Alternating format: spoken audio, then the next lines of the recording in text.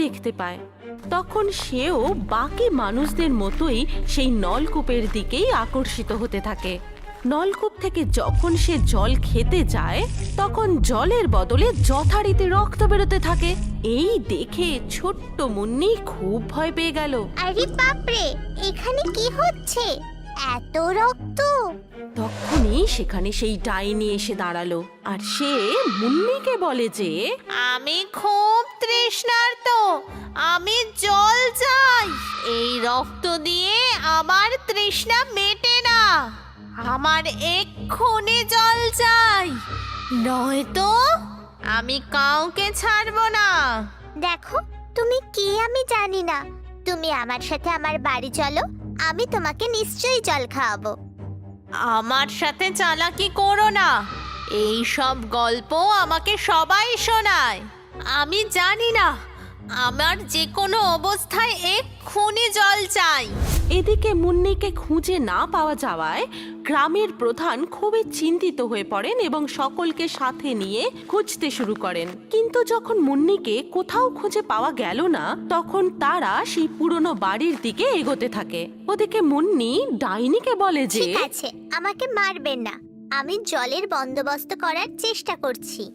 মুন্নির কথা শুনে ডাইনি কাঁদতে শুরু করে আর বলে যে আমাকে সাহায্য কর বাচ্চা মেয়ে, কবে থেকে জলের জন্য ঘুরে বেড়াচ্ছি, জল খেয়ে আমি শান্তি পাবো, আমাকে দয়া কর। কিন্তু আপনার সাথে কি হয়েছে?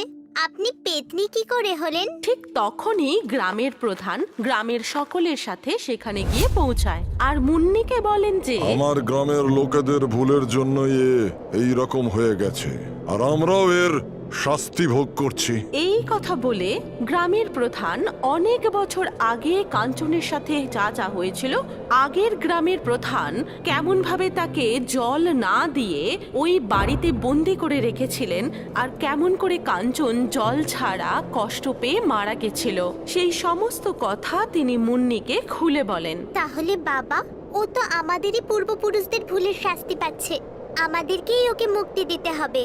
কিন্তু জল ছাড়া তো ও মুক্তিও পাবে না। আমি এক্ষুনি কাউকে গ্রামে পাঠিয়ে জল আনাচ্ছি। কেউ এখান থেকে সরবেন না, আমার এখানেই জল চাই, নয়তো আমি তোমাদের সবাইকে এখানেই বন্দি করে দেব। কিন্তু এখানে জল কোথায় পাবো?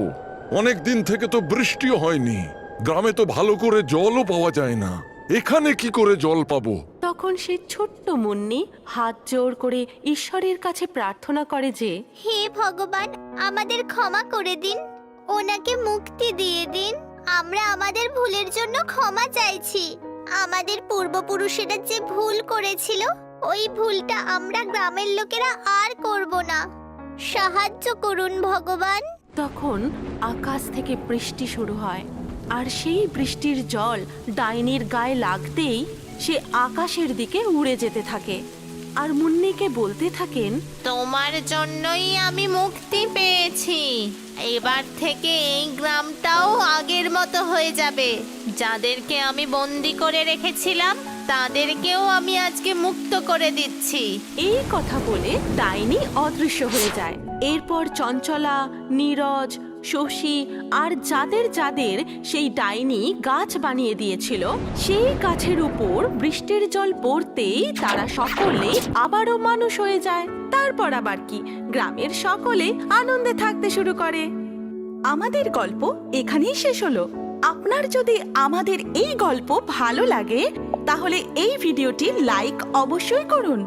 আর এখন আরো একটি মজাদার নতুন কার্টুন দেখার জন্য স্ক্রিনের উপর এই ভিডিওতে ক্লিক করুন আর আমাদের চ্যানেলটি তাড়াতাড়ি সাবস্ক্রাইব করে নিন।